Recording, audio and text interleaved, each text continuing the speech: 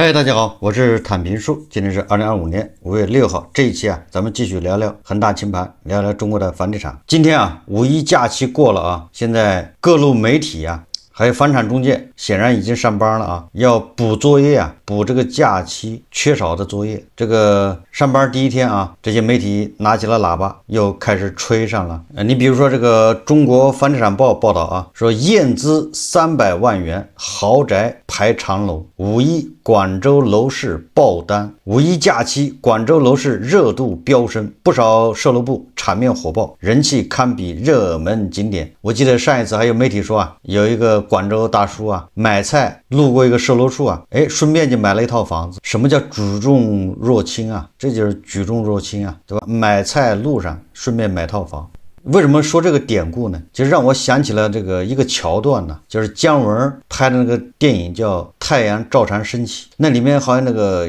一个姓黄的那个演员好像现在不能提他名字吧，反正一个黄姓演员，他演的一个老师吧，傍晚吃完饭出去散步，出去遛弯顺便上个吊。这个房地产报报道他说五一假期广州楼市热度飙升，不少售楼部场面火爆，人气堪比热门景点，到处都是人，销售根本忙不过来。刚介绍几句就要接下一组客户。正在广州保利天耀现场看房的李先生感叹道：5月1日，位于广州天河临江大道的全新项目保利天耀开放销售中心，尽管入场需验资300万元，没有300万这个现金你都不要进去，你没有资格进去你说这谁买菜随身还带着300块钱的这个证明呢？很有可能那个就是手机 APP 里面那个银行 APP 里面那个存单打开给人看看。虽然验资300万依旧挡不住购房者的热情，从入口到样板间再到洽谈区，现场始终人流不息。据悉，项目规划住宅约940套，产品涵盖建筑面积120、140、170、210多种户型，吹风价10万到13万元每平米，也就是一套房子至少1000万以上，这基本上恐怕1500以上一套房子。主打高端改善型客户，吸引了大量来自珠江新城、元村等片区的实力买家。珠江新城、鼎豪、凯旋新世界、广悦官邸同样表现亮眼。项目近日成交一笔1.5的亿元大单，引发市场关注。也就是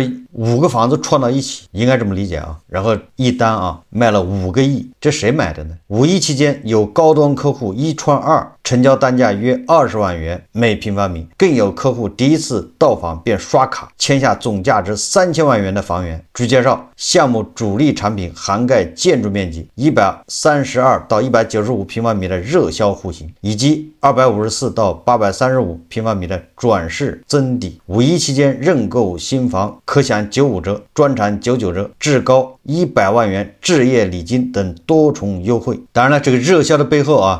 有这个营销的功劳项目热销背后离不开开发商在营销端的持续加码。怎么营销的咱就不说了这文章最后说他说不过尽管房企动作频频，市场分化刃脚明显，也就是说卖不动的还是卖不动。有业内人士表示关注度高、定价合理的新盘去化效果理想，而部分老盘或新开表现不佳项目则靠降价促销抢占市场份额，在竞争激烈的板块价格战再度打响。例如海珠区部分项目已在原价基础上降价超过1万元每平方米，争夺有限客源。据和富研究院数据显示，今年五一广州全市共有33个项目推新，新货总量突破3000套，创下今年来同期新高。上述业内人士建议五一期间房企促销力度集中加大，产品类型丰富，即便是特别是使用率高、性价比突出的新品，值得刚需及改善型购房者重点关注，把握黄金窗口期，或能抢得理想房源。怎么说呢？我们也不能说这个房地产报这个捏造事实虚假宣传。他报道的这个恐怕确有其事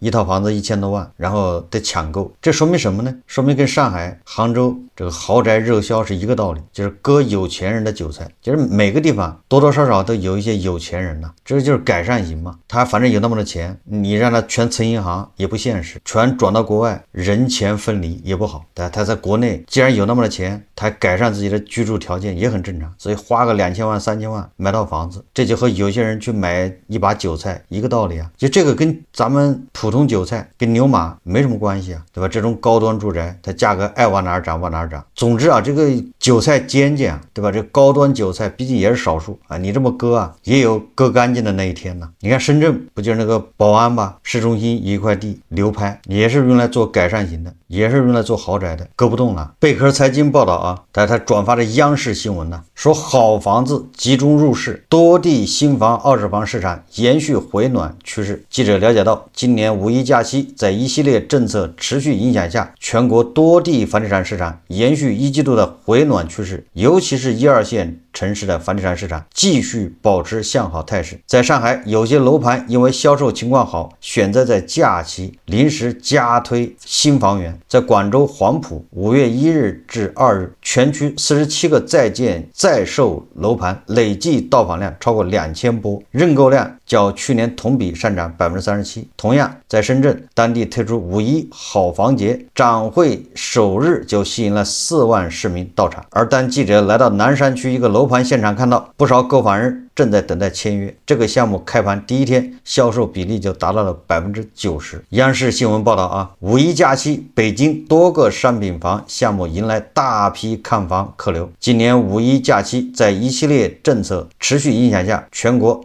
多地房地产市场延续一季度回暖趋势。北京市西三环一个新房售楼处，这个楼盘在4月底刚刚开盘，主力户型是112平米的3居和122平米的4居，主要面向有改善需求的购房人。销售人员介绍，不少市民专门趁着假期来这里看房子，并且有一部分客户已经进入到签约流程。给人感觉啊，好像这个5·1假期刚过啊，第一天上班，这些媒体就开始补课啊，把这个假期这个落下的功课补上。往年啊，好像这个假期这媒体也不下班，也一直在加班啊，假期这媒体就在吹楼市回暖，稳中向好。今年这个5·1假期好像这种宣传少一点，原来他们恐怕都是放假了，用实际行动啊支持旅游，游客啊出行人数的增加有他们的功劳啊，所以这个对房地产的报道啊就少了一点，所以节后就要补上了。中指研究院啊这个发布了它的监测数据，说二手房方面，核心城市二手房市场维持一定的活跃度，但在挂牌量较高情况下，以价换量仍是市场主流。4月百城二手住宅均价13892元每平米，环比跌幅扩大至0.69%，同比下跌7.23%。4月一线城市二手住宅价格环比下跌0.36%，整体保持稳定。梯队内，上海二手房市场保持较高活跃度，购房需求释放带动业主预期修复。4月二手住宅价格环比跌幅收窄至0.32%，二线城市二手住宅价格环比下跌0.77%，部分城市受取消限售影响，二手房挂牌量有所增加，短期房价面临一定压力。3、4线城市二手住宅价格环比下跌0.73%，梯队内盐城、江阴等12个城市跌幅超过1%，环比1%，那一年下来，那你同比恐怕就要跌了10%以上啊，你要乘以12的，什么概念？所以你根据这些数据，你要说这个楼市企稳了，确实啊值得商榷啊。有没有企稳？第一财经有篇报道啊，说北京有新房直降100万吸引成交，新房直降100万吸引成交，热点项目深夜不打烊，全国单价帝王项目认购火爆。这个5·1小长假火热的不仅是出游，还有热点城市的新房。第一财经了解到，5·1期间在北京等全国多个城市开发商都卯足劲大力推盘，优惠力度也十分可观。有房企项目入市后去化效果较好，到假期结束时，首批推出房源已基本清完，目前正内部申请提前加推。新房市场局部火热，很大程度上是受当下产品升级助推。当前能在各地实现热销的楼盘，要么优惠力度大，性价比高，要么是在住房国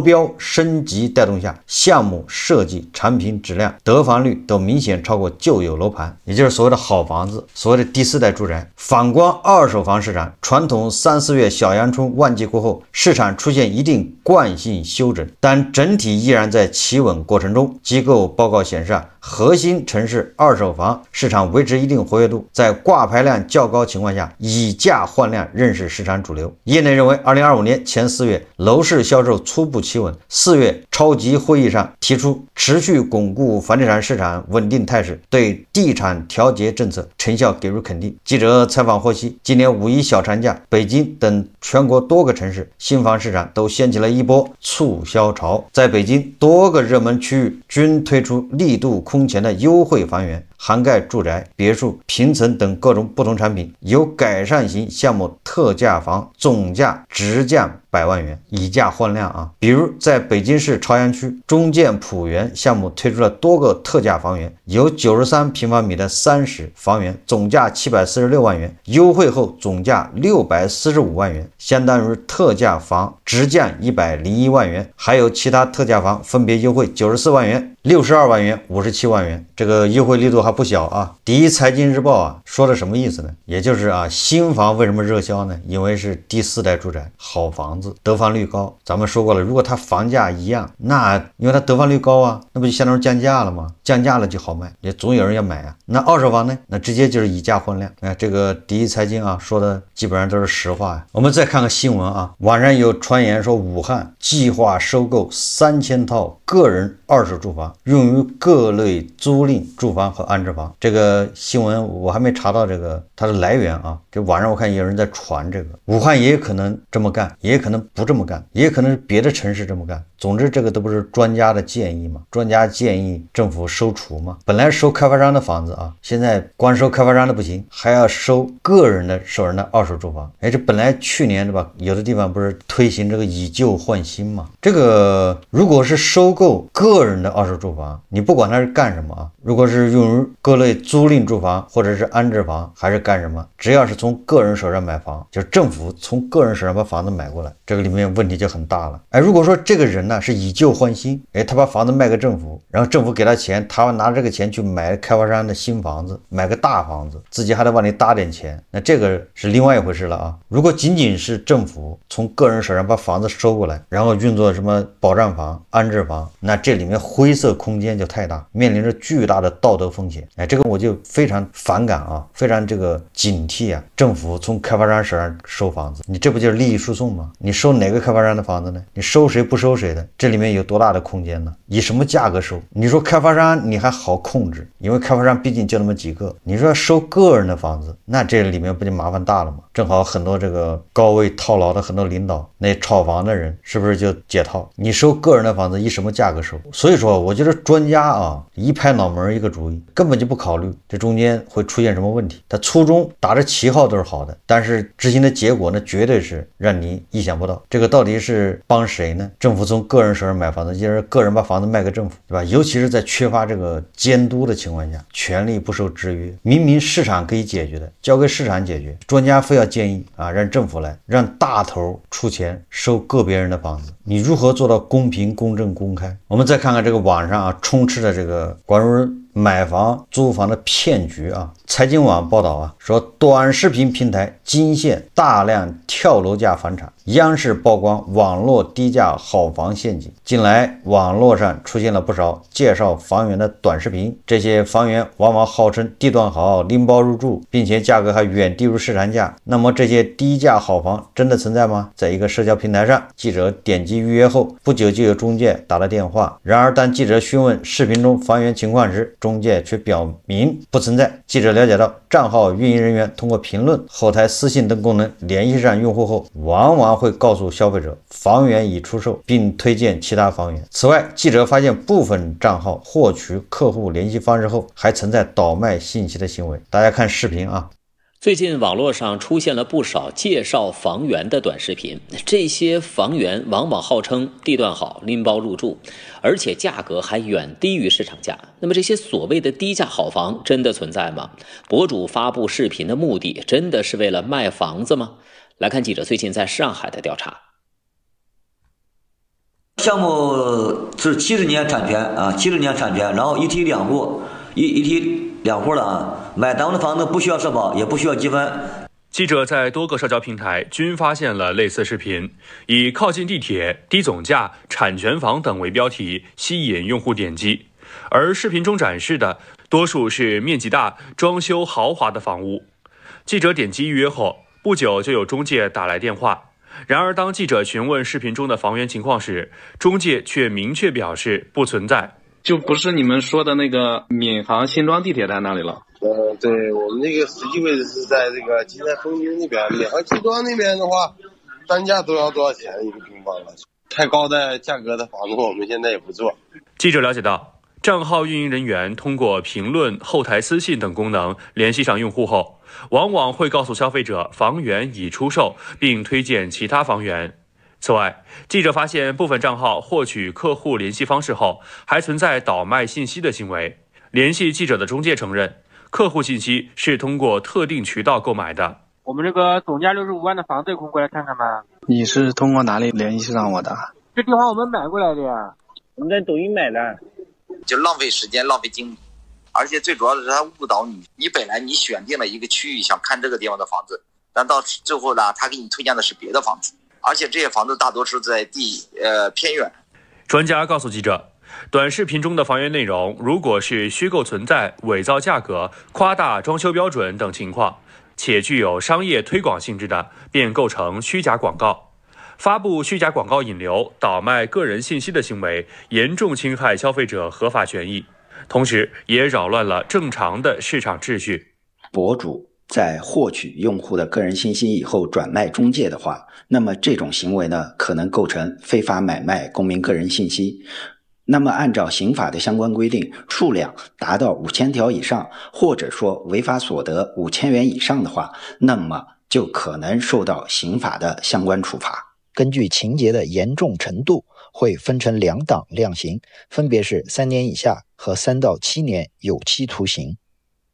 我记得这些话题我们以前也聊过，这个事情很难去杜绝啊。最主要的是这种事情，你不知道他是诚心的还是无心过错，就是或许确实有这么一个便宜的房子挂上去了，结果卖着了，对吧？结果他来不及在网上撤啊，这种情况是有的。但那有人会不会去利用这个情况，故意的制造这种情况？所以这个你不太好分辨，你不好处。再加上啊，很多租房买房的人，对吧？他一味是找那个最低价，实际上你就落入这个陷阱，人家标的就是最低价，全网最低啊。把你吸引进去了之后，好宰你。当然了，这个像这种骗术啊，损害还不算太大。北京日报报道啊，说招租遇杀猪盘，3天被骗36万，房东招租竟被骗134万，这个损失才惨重啊。刚才那个平台发个信息，无非就是吸金，对吧？引流，低价把你骗过来，这个直接就是骗钱了啊。这个北京日报报道啊，近日高女士向北京石景山警方求助，就是报警了啊。另一位报警人詹女士更惨，这个高女士是怎么情况呢？她说她在网上发布一条房屋招租信息，结果短短3天就被一个准租客骗走36万余元。这个詹女士呢，出租房屋被骗134万余元，也就是房东你租房你怎么还赔钱呢？你是收人家房租的，这个大家就匪夷所思啊。这个高女士回忆啊，她发布房屋招租信息后不久啊，便接到一个男子电话，该男子自称是某金融公司的技术主管，打算长期租住高女士的房子，也就是他工作稳定，钱多，对吧？不在乎房租，而且要长租。随后两人互加了微信，一开始这名男子非常靠谱，先通过微信给高女士转了1000元定金。哎，你还舍得下本啊？这钓鱼要打窝啊，骗人他也得下本，1000块先转了。高女士留房，定金在手，高女士便对这男子产生信任，随后便一点点的进入对方早已设好的圈套。那可不嘛，那1000块钱就是打窝啊，就是诱饵呀。聊天中，对方透露自己能够利用职务之便，通过掌握数据中心的波动赚钱，并给了高女士一个平台账号，让高女士帮忙盯盘。高女士眼看该男子一直往账户里充钱，而账账户里的点数也确实在蹭蹭上涨，就想着跟着一起赚钱。对方给了高女士一个网址，高女士通过网址进入了虚假投资平台，并自行注册了账户。在对方引导下，高女士将自己和母亲存款约36万元人民币兑换成5万美金，分4次转账给对方指定的境外账户。等高女士提现失败，方觉被骗。另一位被害的女士张女士前不久也在网上发布了房屋租赁信息，当天就有人来电称要租房，双方互加微信，还在某办公软件中互加好友，入沟通。对方自称是某证券交易所的技术总监，掌握公司数据漏洞，投资能赚大钱，一天利润可达30%。但公司有屏蔽系统，自己无法操作，请张女士帮忙买入卖出。代为操作的张女士看到对方账户数额一直在增加，便心动了，向对方提出自己也想赚钱。于是张女士在对方的指导下注册开户，并先向指定账户充值了2万元试水，发现能赚钱也能提现后，张女士彻底相信了对方，将房屋抵押，并促了100万元现金交给了对方指定的人进行充值，随后又向平台充值32万余元。在一次尝试取现失败后，张女士发现被骗，共计损失130万余元。北京市公安局石景山分局反诈中心负责人介绍，这是典型的专门针对房主的租房类杀猪盘诈骗。骗子先将自己包装为完美租客，通过网上发布的房屋租赁信息与被害人取得联系，并通过付定金获取信任，后在聊天中谎称自己是证券或理财公司的高管，可以利用系统漏洞和内部消息赚钱。总之，钱一得手之后骗子就将被害人拉黑，卷钱消失。这个怎么说呢？就是按照智商再重新分配一下财富吧。因为这些人房东他的房子能出租，说明他房子富裕，他手上有好几套房，所以这个房子没了或者钱损失了，这个不影响生活总体上说，这些人呢不是被这个租房的人骗，他就会被别的人骗炒股的骗或者理财的骗。总之他那个钱迟早是让人骗掉的所以早骗早省心骗子之所以能成功，他一般就是利用人类的就是被骗对象或者受害人的叫贪婪和恐惧。如果你能克服贪婪，能够克服恐惧，骗子想骗你那简直比登天还难。好，这期节目我们就聊到这里，感谢大家收看。如果喜欢我的节目，欢迎订阅转发，也可以在下方留言评论，谢谢大家。